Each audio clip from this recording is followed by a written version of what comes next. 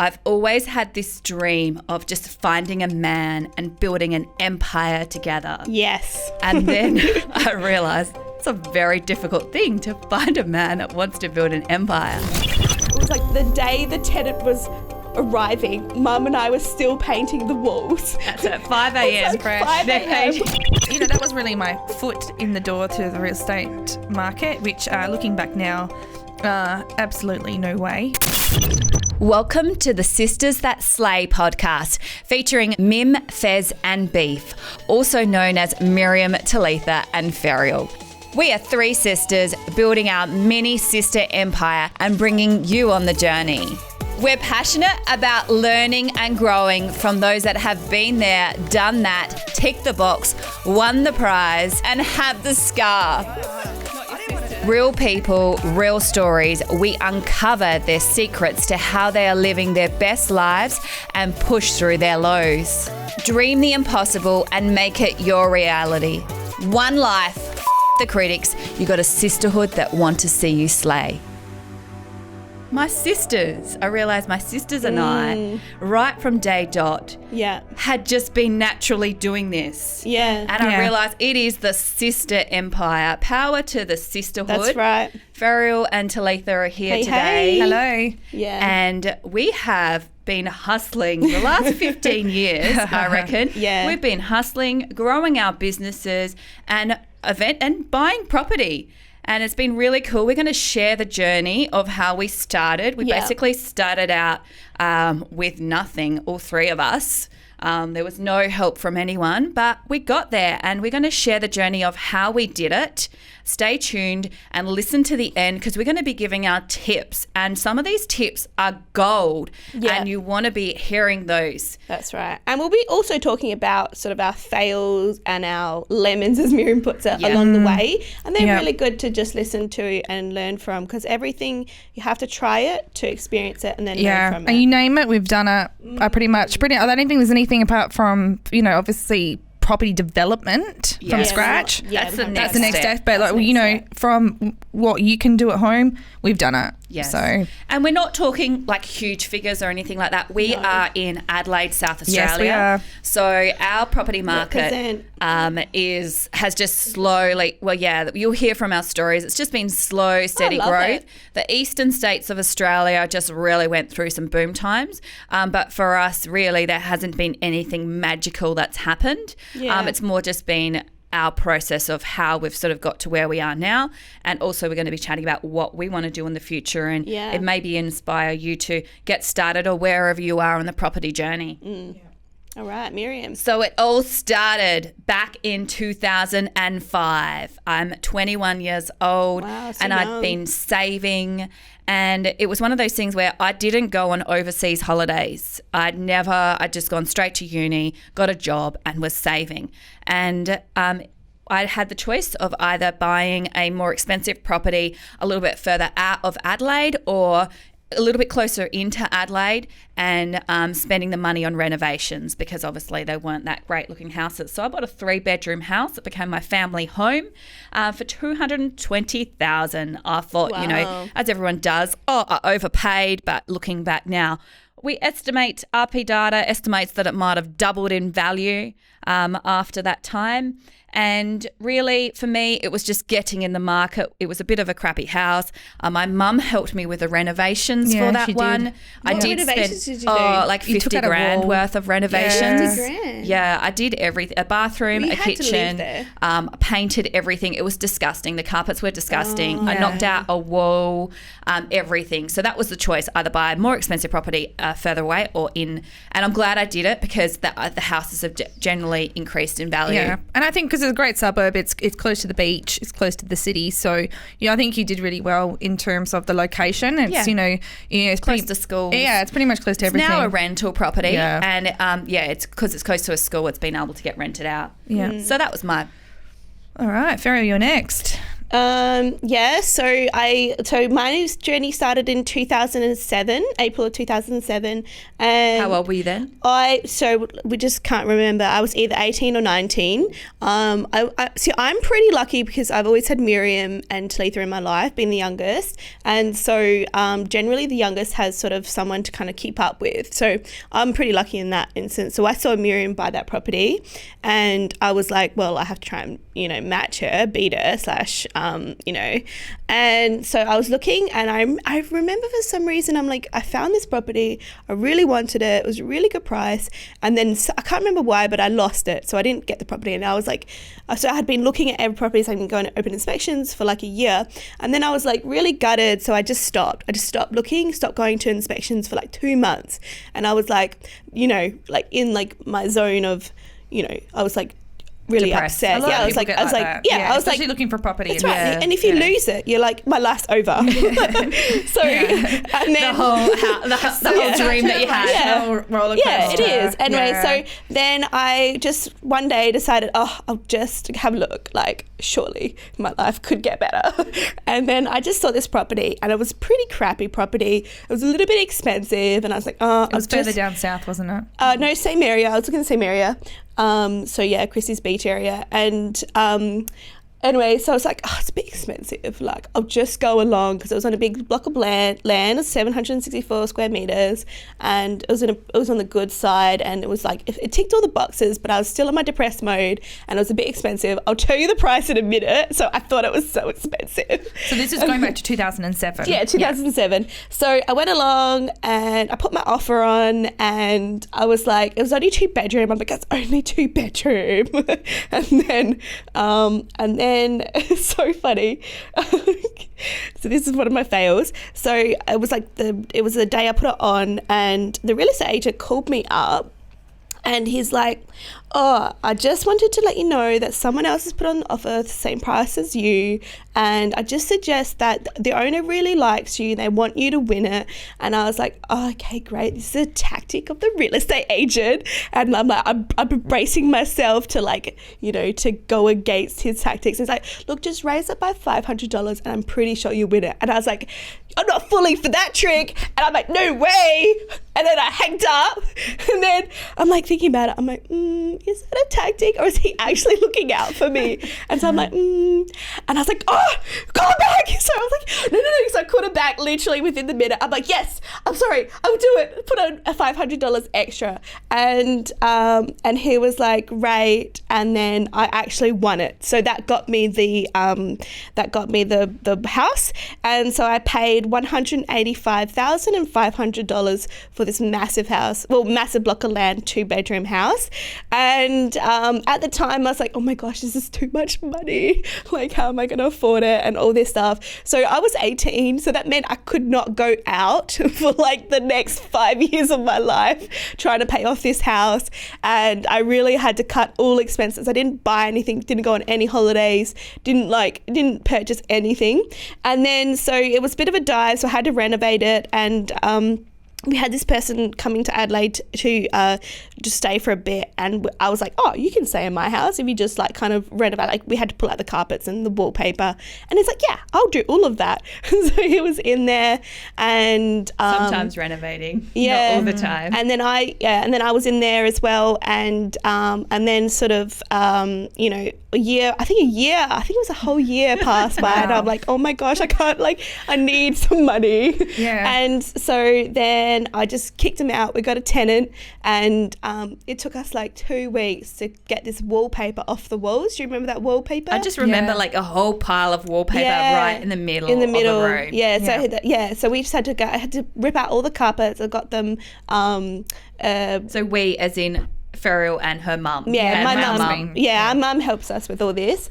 And so we got a tenant in, so pretty much straight away. So I just remember being like, because we had to wait for the floorboards to dry, so we couldn't paint the walls.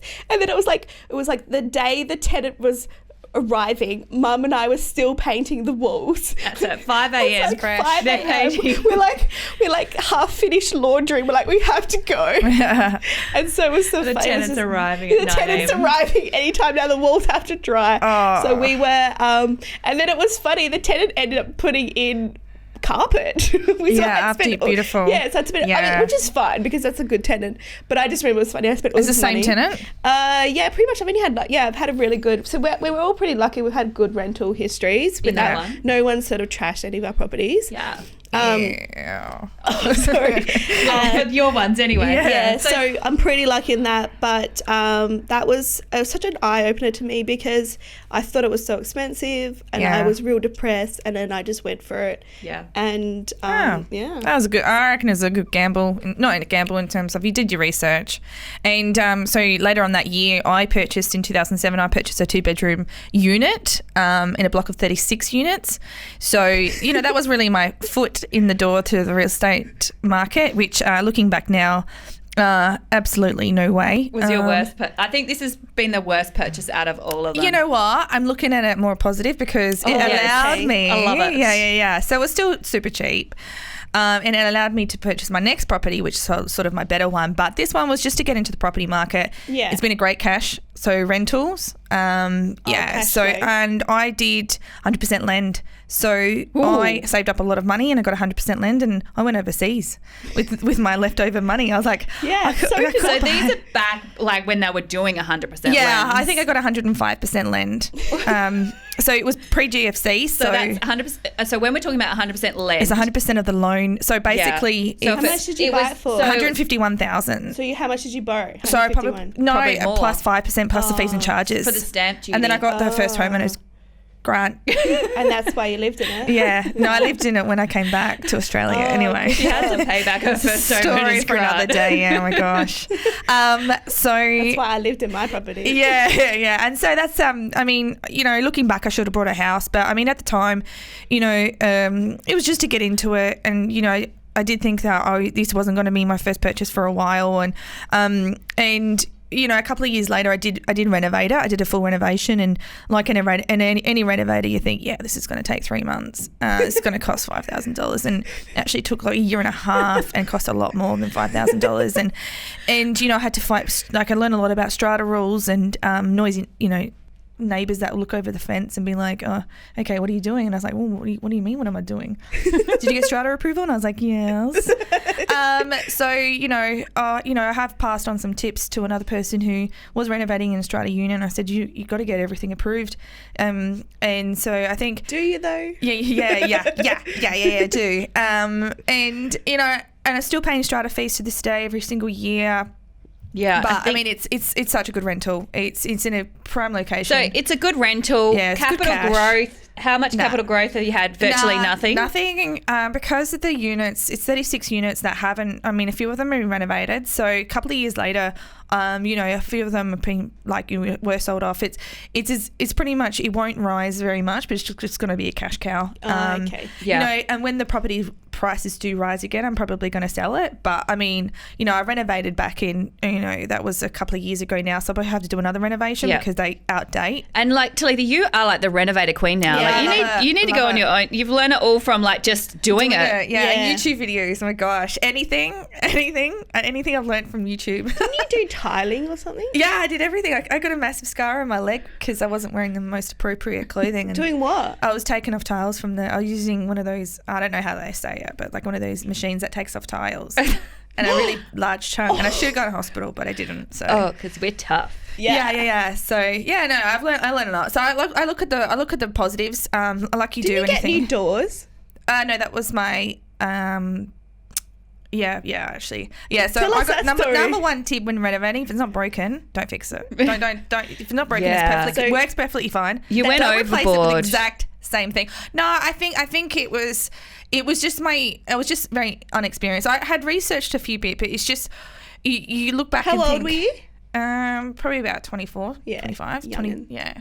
So you look back and you think, okay. And my tip is, if it's investment property or just if it's not broken, don't fix it. That's our totally Airbnb true. philosophy. Yeah, And I think the cool thing with that first one is you managed to keep it while you're traveling overseas. Yeah, so like it's pretty hard to go overseas for numerous years and still maintain a rental property. Yeah, you did So well. hats off to you on that. Silver linings, hey? Yeah, that's true. It's true. So then a few years later, I'm in 2011 now, and my house has increased in value. So I went to buy the real estate agent called it the buy of the century. Oh, is that what they said? Yeah, they said this was the up-and-coming buy of the suburb. century. Was that on the listing or did you go visit it? No, the it was property? on the listing. Like, this is the buy of the century. Genius. Yeah, thanks, real estate agent. It was totally not the buy of the century. Maybe in a century it might increase in value. This is down at Seaford Rise. And it's 200 south. Yeah, down south. So a lot of these ones are down south of Adelaide. Interesting to see, like, the closer to the beach and a little bit closer into the city have increased in values. This one here is like the furthest out down south. A train line was supposed to be coming in. There was a lady. Is there a train line now? I think so, but they're talking about it hasn't helped. Maybe it will. There's a lady on Foxtel. She's a property expert. She was saying this was the next hottest suburb. Yeah, so we were following all of like her advice about where to invest. And obviously we've got limited sort of resources, and so we couldn't spend huge amounts. So we went for a property down at Seaford Rise, and it has done nothing with it. The only thing What did you buy it at? So I bought it at $280,000, and RP Data said it was estimated value was almost exactly the same, slightly higher. The bank did value it higher, but who knows what we'd get if I tried to sell it. So my tips from this one, basically, the tenant is the person that we purchase it from. So I've had a solid tenant forever. Oh. That's lucky. And I've never had to do anything to the property. Yeah. She does everything herself. I haven't even really, I just let her be, and she's been pretty cool about that. We've done a few rent raises. Like when I was preparing this, I was like, oh, maybe I need to increase my rent slightly. So I've had no issues with the tenant from this, but I know if she was to ever leave, I've got to do a full makeover of this property. Yeah. Because I remember just when I inspected it, there was like just paintings everywhere. So, but apart from that, like, it's a good rental, but has not done anything for me. Lesson learnt for me. Is it on a big block of land? Yeah, it is. I think it's a subdividable land if I want to, but it's a relatively newer house. So I do get depreciation from it. Yes, tick. Anyone from... Just quickly tell us, what do you mean by depreciation? Yeah, okay. So the rules have changed with depreciation, but basically depending on the year of the property, you're able to claim in your tax some of the depreciation. For new house and lands, now the depreciation's a lot more. For existing properties, the government changed the rules, and it's not really that much depreciation you can claim. Yeah. So definitely a reason why you need to speak to an accountant and understand this if you do go for investment property, because the tax rules are changing all the time with this in particular. So hang on, if someone's about to buy a house and land package, they should speak to their accountant. Is that right? Or well, if we'll get to it. We'll get to it. I think if any type of investment property, like, get your accountant involved before the purchase so you can understand. Yeah, not like us last minute people. It's not. It's after. The problem is once you've purchased a property and then you go see your accountant and then it's all too late. It's about work. Yeah, you got to be smart about it, and definitely we can talk about that later. In terms you're stealing one of our tips there, Farrell. Oh, sorry. Yeah. Oh, then I was on the move again. So, go, Miriam. Yeah, what was I doing? Yeah, what were you thinking around this time? Okay, so what I was thinking is I needed a bigger house to live in myself personally. So this is your next... Yeah, so I was trying to find a bigger house to live in. Because you had 3 kids. Yeah, I had 3 kids in a 3-bedroom house. 1 bathroom. Yeah, 1 bathroom. And so my first house, lovely, but it had done it. So you wanted to upsize. Yeah, so I was searching for properties with more than 5 bedrooms. And I came across this property. More than 5? Yeah, I wanted 5 or more. Because of 3 kids. Yeah, and, I wanted my space. I wanted a home office. Right. I was just starting out my business at the time, and we were renting a space in the city. So we're renting a space in the city. I'm looking for a 5-bedroom house. I see this really cheap house really close to the city. And I was like, oh, I'm going to go have a look at this one. next minute, I'm buying it. Yeah. And so in the inspection, you put an offer in. I think pretty much straight away. But you've been looking for a while. It's literally 5 minutes from the city. It's Ashford. Yeah. So it was, I basically purchased council rates for it. So, and which is pretty like you don't purchase houses at the council rates, but we got it for council rates. And you know what?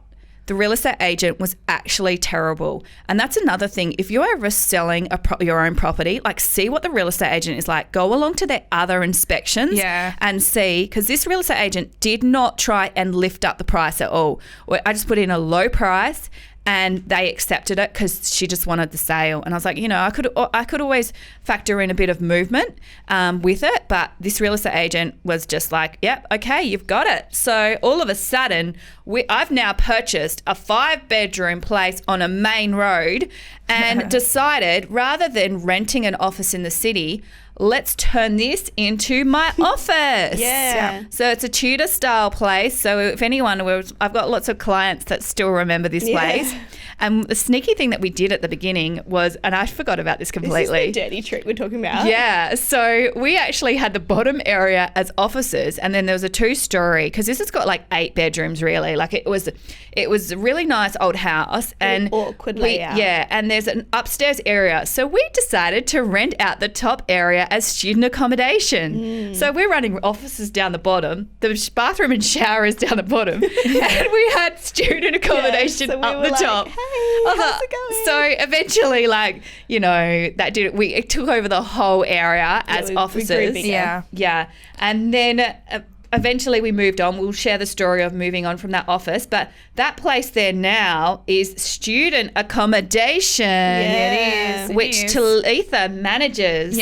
Yeah, so it's interesting if you do have a property and it's near sort of the city, so near universities, you know, any point hub of studying, I would highly recommend delving into the student accommodation, mainly because you can get more for your rent per room. But however, you got to factor in electricity costs. Electricity does kill us. So do your solar numbers. panels is the way to go. Yeah, so do your numbers beforehand, and it's a little bit more work, you know, especially if you're managing it yourself. But I say student accommodation, it's pretty good. Like most of the people that we have in all of them are pretty good people. You can get a vibe for them, and you can advertise online, and you can really sort of work out if they're going to be a good fit for the house. So. Yeah, we did think that maybe a few of them that had applied had just come fresh out of jail. So they didn't really have an address prior. Yeah, you can't be too. I mean, you can always check references, and everyone's going to say what they're going to say. And because you're not set up to do background checks and whatever. You know, it's sort of. I read people very well in terms of,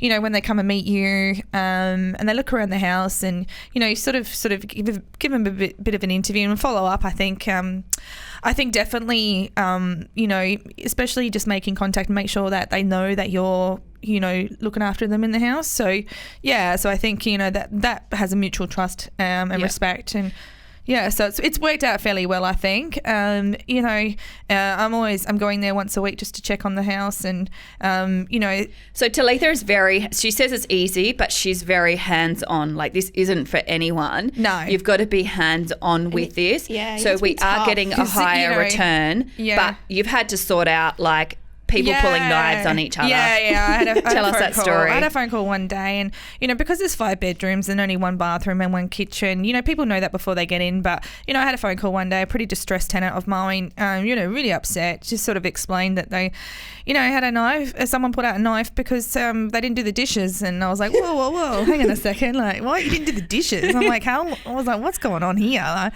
you know, because I like everyone that comes into the house. I think, yep, I would absolutely live with them.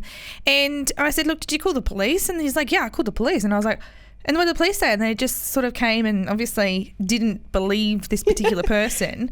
And then they, you know, I said, look, you know, I'll have a chat with everyone. And, you know, it turns out obviously he didn't pull a knife, but like, you know. It's just an allegation. Yeah. It was just the police came, and I said, look, you know, you let me know if anything happens, but you got to do your dishes, mate. Like, you can't not live in a shared accommodation and not do your dishes. I would be, you know, not so there's house rules and things, is that right? Yeah, house rules, standard house rules. And if I've had to, you know, issue a few breaches, it's just mainly just making sure, you know, just making sure people are putting the rubbish away. And, you know, you're not a maid service, so it is a place of living, Yeah. you know. Yeah. And we get a cleaner in once a week as well for that. Yeah. And then we had to really look at our costings in terms of, you know, affordability, but, you know, sort of making sure you maintain the property, you know, make sure that they stay longer and, you know, they're happy with where they're staying because, you know, it's a great place. And so in terms of capital growth, because that has been this is the property closest to the city. Yeah, closest to the city. Actually doing really well. My biggest regret is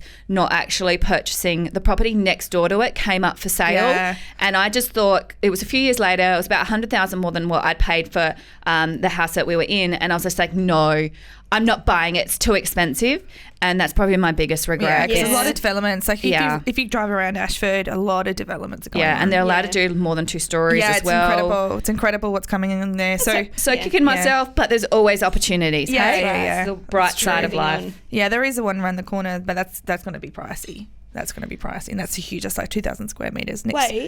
Wait, hang on. Is there one around the corner? Yeah, but it's 2,000 square meters. It's millions. Oh, yeah. Let's do it. Okay. All right. Next Totally. podcast. We'll speak to our mortgage broker, see if we can finance. See if we can finance $2 million. Yeah, I'll pay cash. So I think around that time, I'm just looking at property all the time.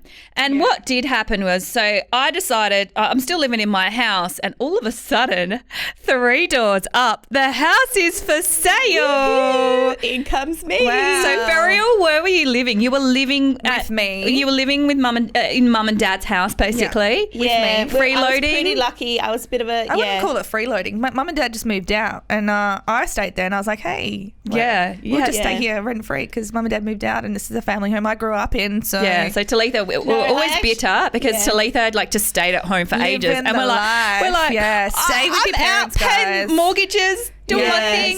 Yes. The freedom of like not having to pay rent is fantastic. Yeah, so we had a pretty lucky situation situation because, you know, our parents allowed us to live in their house for a long time. They had a really nice house as well. But that's one of our tips is like, utilize whatever you can if you can. Yeah, absolutely. With that situation rather than like none of us really rented, so we didn't try and rent. We're always just trying and wherever possible utilize family, shared houses, shared situation in terms of, you know, it's not ideal, but you know you have to because it's cheaper and it allows you to do what you want with your money. So Ferial, what happened, Ferial, with this process? What did I do? Did I say, oh my God, there's a house up the road for sale, we could be neighbours? You did, but to be honest, I don't think I was even looking at the time. Like I had the thoughts that I wanted to buy and move out, but it was So this house came up 3 doors down from Miriam. It's in a really nice suburb, Seacombe Heights. So it's in a really nice suburb and it's hard to get a good property, good price. Yep. And even still, I still remember thinking, oh no, this is going to be too expensive when I was looking at it. So we had an inspection, went and had a look at it. Absolutely loved it. I did not see any of the flaws that I see today. And you know what? A real estate agent said to me one time, people will see what they want to see. And you're so true. Yeah. You would have just been like, oh, this is amazing. It was at a pretty good price. Yeah, it was a really good price. So 300 for a reason though. You've always got to think, why is this price, you know? Yeah. Oh, you could tell because it was like a 60s style asbestos roof house. Awesome. But you wouldn't have known that when you walked in. I did because when I was buying my house in Christie's Beach, I was looking at those style houses as well as the one. Yep. So it was on a huge block of land as well, but it was sloping, wasn't it? The back. So that's part of the things that I did not see. Oh, okay. All I saw was huge block of land, huge backyard. I mean, a huge block of land is great if it's subdividable. If it's not subdividable, or if it's a jungle. Slanting. Well, you think about, I had a client in Hallett Cove that wanted to buy, and they were, you know, upfront about $100,000 just to try and get the rocks and the land leveled. And I tell you what, retaining walls cost so much. I look at land so differently after this purchase. Yeah. So it was 4 bedrooms as well, 1 bathroom in this suburb, and I was like, 4 bedrooms. I did not realise what they did to get that 4th bedroom. Yeah, I was thinking, I've been to your house a lot, and I'm just talking to you right now going, I didn't realise your house was 4 bedrooms. Yeah, so they changed. So I'll tell you. So they did the carport not even the carport. If you look at the house next door, they got the same thing. It's like But where's the entrance. fourth bedroom? It's right at the Jeremy's start. study. So they changed the entrance into a room. Yeah. So that has its own issues. Yeah. But the thing is I'm super grateful. It may fall off, but Beryl came to me the other day. My house is gonna fall down. I told you, get a building inspection. I think I need to get them out, knock it down. I was looking at the anyway, but I'm over that because my mum and this other friend of mine, they were like, houses that were built in the 60s are far better. They're going to last. I'm like, okay, you're right. It's not going to fall down. Depending on, depending on. Maybe write a note house. to just follow that up. But after. my friend, so the house down the road, like 4 doors up, they recently went for sale and they have the same thing as I have, but they cut off the roof and put an extension up the top. Yeah. So my friend's like, don't knock it down. Just do what they did. Yeah, I did go through that whole process of an extension and I don't know, I just couldn't make my numbers work in just knocking it down and getting exactly what you want rather than an awkward extension up the top. But the only thing, but she said the only thing that's wrong with my house is the roof. And so if I just knock the roof up and put the extension on, put a So this is the timber one frame- this is the one that's done the renovation. She told you to take off the roof and just build up. No, Problem I don't. solved. She was just. She's very switched on. She was just like looking at the property, exact same situation. 3 doors up. Yeah. So watch this space. I worked out who said that. Watch this space for Ferial basically as to what she decides to do. But it was a really good buy, 320,000, and it's. I looked on like the value at the moment, and it says 400 to 475,000. Yeah, so We're talking in Adelaide, so we haven't had the booms No. like other places have. That's right. And also I think the great thing is probably none of which some of my clients unfortunately experience is going into negative equity. Yeah. Which means, and a lot of them were buying properties in Queensland, in random Queensland places where now their loans are high. So what do I mean negative equity? Their loans are now higher than their values of their property. Yeah, so pretty much if you were to sell your house, if you've got negative equity, if you were to sell your house, you would owe the bank money. You have to owe the bank the Is shortfall. it better to get out or is it better to keep it? That's the whole problem that these clients now have. You've got to look at the whole picture. Like they're hoping that the property values might increase so that they can sell. It's just a horrible situation. What they got promised is it's going to double within 10 years. Yeah. It's Queensland. Everyone loves Queensland. So be careful. If anyone's saying it's going to guarantee double in 10 years. Buy of the century. You can see. Just be really careful and have a look and really talk to other people about just it. a little bit skeptical, but also, talk to people with experience that have been there, done that, you know. I love what you say, Miriam. You always say if you go to a seminar or something, you never buy on the day. Yeah. No, my number one rule in life. Been there, done that? Oh, wait, I did it. I signed up to something on the weekend. Oh. But it's all right. No, that's different though, because you'd done. Yeah, I knew what I was getting into, but my number one rule is don't sign up to anything on the day. There is always going to be that deal available after. I didn't actually pay the whole amount on the day. I only put down a 10% deposit. Yeah. Okay. So that was my rationing. I didn't put down, but be really careful about signing up to anything on the day, giving deposits, sitting in a seminar for 4 or 5 hours. Or a webinar. I almost did that the other day. I was like, yes.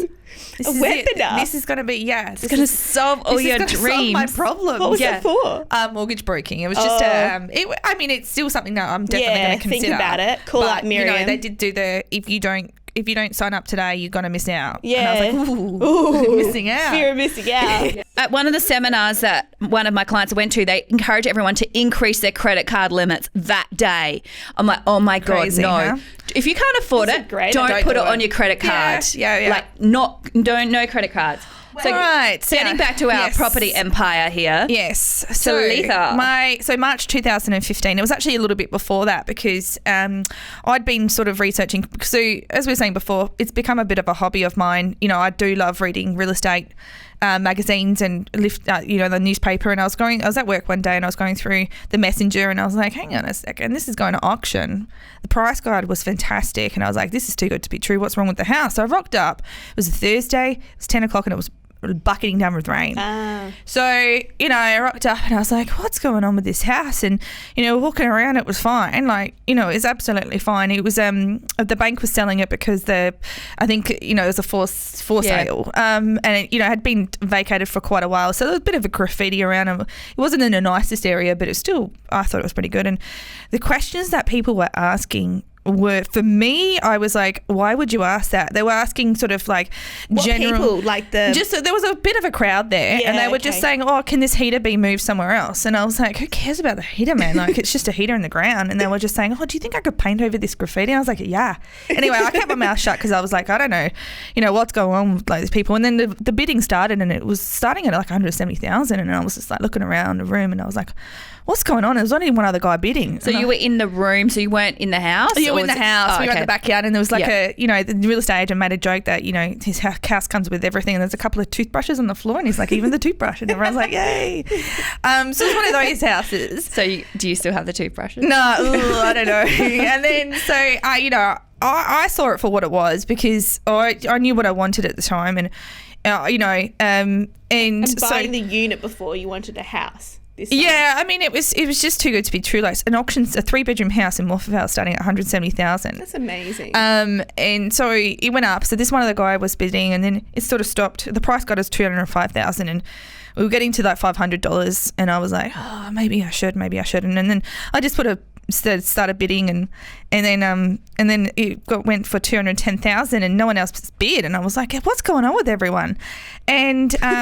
And then it came down to it, and I had never been to an auction before, and didn't really have much experience with auctions, and didn't realise that first auction, very different, very to different. Me, say yes. Yeah, very different to buying on like a contract and whatever, and they're like, okay, yeah. So they're like, okay, you got to transfer the deposit. And I was like, oh yeah, deposit. What? And then I think because I was unaware. Like, so this is back in the day to transfer the deposit. You got 24 hours, and there's no amount for the deposit. So I was like, other states have a percentage that you have to transfer, but South Australia, and I was like, okay. I rang up Miriam, and I was out for lunch, and I was like, oh, Miriam. Miriam's always got money. Yeah, I was like, I'll ring up Miriam. And I was like, hey, Miriam, can you lend me $10,000? And you were like, F off. And I rang her back again. I said, I don't think Miriam understood me properly. I'm like, Miriam, I just bought a house. I need the money. I'm good for it, I'm good for it. And I think you were like F off. And I kept calling you, and you're like, what do you want? And I was like, just $10,000. I don't know what your problem is. And I was like, yeah, my tax return, you can do it. And I'm just going to get my money and stuff. And then, and so lesson learned. Did I give you the money? I can't remember. No, it's my tax return. So no, but did I advance your tax refund? I was trying to think about this. Someone would have had to. I think I rang up Mum, and I was like, Mum. Yeah, so I think Talitha was expecting a big tax refund from her negatively geared property. Yeah, and then because I paid, she used that. The thing is, I didn't. Yeah, because I had a lot of. So my tax-free threshold, I didn't tick yes for the job, so automatically that was my savings. So tax back. And then so you got the money, put it on 24 hours. Yeah, and then I transferred everything, and everything was fine. And and it took a while to go through to settlement, because I was working at the time a casual job, and the lending conditions had really tightened up. Yeah. So I got approved for finance, and then all of a sudden I didn't get approved, and then so it was a couple of months until I could actually go through the qualification process. And the real estate agent was fantastic in the negotiations, and he just said, look, you're just going to be able to charge interest, and so I had to pay interest and default interest. Yeah, default interest. It was only a couple of thousand. Yeah, it was only and it was just one of those ones. The bank, everyone was happy just to wait for me to purchase it and get finance. That's good. So it was just a waiting game. So probably number one rule then before you go to auction. And this is what I say to everyone: know your finances, know what's expected of you, understand the terms and conditions, because you hear a lot of things about people like, okay, if you buy auction, you've got to pay a 5% deposit. You don't actually, I say that now and things might have changed since then. Yeah, it depends on the state. It depends on the state and the rules. Sure, but yeah, don't just trust what the real estate agent tells you in terms of that. Just say, hey, look, what's the actual, what's the minimum I can pay for deposit? And definitely, know numbers before you go to auction, because you're signing a contract, a legally binding contract. And, I was lucky enough to sort of understand the industry a little bit more. You could lose your deposit, is that right? I think it's a little bit different now. It used to be that way, but I think things have changed. Okay. So we need to get a real estate person on to talk about that, because that's something, I have clients ask me all the time, and I just say, look, I just refer them back to the real estate agent. Yeah. Because they should know legislation in terms of, because I know it changes all the time, but in terms of that was sort of a really good buy for me, because I'd done the research. Yeah, I knew that this house was incredible. It was a great area, really good rental. It was close to the Southern Expressway, close to shops, and just a quick makeover, cleaned up the toothbrushes out the yard and everything like that. And what did you do? Just the toothbrushes. Yeah. So how long did your renovation take you this time? It was literally, actually no. So I thought, I signed up to an electricity company, and the cooling off period was 30 days, and I was like, I'm going to get this done in 30 days. Oh yeah. I won't have to pay. What did you do? What renovations? So it was just a painting, and I had to fix up a few things. So you were trying to get free electricity for the 30 days, and then the tenant would come in. 30 days came around, and I was like, ooh, I'm over my. I was like, I'll just pay electricity. It's fine. And then so it was just a general one, but I mean, it was because I did it by myself and I was working full time at the time, and I just sort of painted, put some new carpet in, put some curtains just to make it livable, and lights, and a new vanity. I didn't do a bathroom renovation. I just updated the vanity and put a new toilet in. Cleaned out the backyard, and because sometimes you got to think, like, the cost of doing a whole bathroom renovation. Are you going to get that back in a higher weekly rent? Especially because it's an investment property. No, I did the numbers and looked it around, and I went to a few others that were renting it out. I was like, okay, this is what I can get for my money. And I had an appraisal done, and I rented out myself, so I manage it myself, as with my other unit as well. And I find that, I did... it is an area that, a lot of single mums, and, I was quite open, you can't discriminate if someone's got children or not. So I was quite open to have someone, because the area is fantastic. It's close to local schools, and, I'm lucky enough that I've had some really good tenants in there. Yeah. So, and really, it's a win-win in terms of they're honest, reliable, and they pay rent on time, and that's what you want. Yeah. I think one of the tips, I have had clients with bad tenants in there that have been managed by real estate agents. And one of the key things that they've had is landlord insurance. Yeah, and they've definitely been able to claim. Sometimes it's hard to claim. Like I've heard of stories where they haven't known the exact date of the damage and they haven't been able to claim. But a lot of my clients have actually been able to claim on their landlord insurance. Thanks for listening to our podcast. We are getting awesome feedback from our viewers and listeners, and we want to hear from you.